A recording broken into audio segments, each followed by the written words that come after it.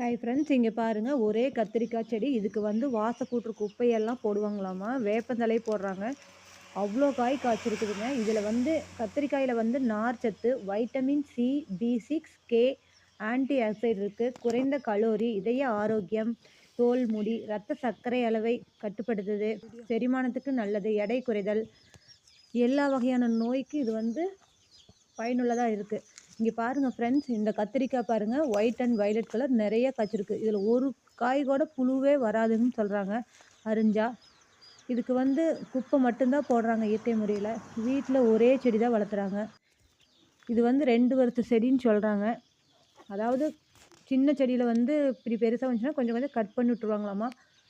வருஷம் தண்ணி மட்டும் கரெக்டாக ஊற்றுனுங்காட்டி இவ்வளோ நாள் காய்ச்சிருக்குது. இது 2 வருஷ செடின்னு சொல்கிறாங்க. ஒரே செடி தாங்க ஃப்ரெண்ட்ஸ், 2 கிலோ காய்க்கு மேலே இருக்கும்.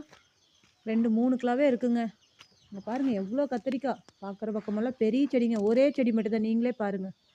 அதாங்க ஃப்ரெண்ட்ஸ் உங்களுக்கு காமிக்கணுங்கிறதுக்காக பண்ணேன். பிடிச்சிருந்தா சப்ஸ்கிரைப் பண்ணுங்கள் ஃப்ரெண்ட்ஸ். நீங்கள் பாருங்கள். Thank you friends.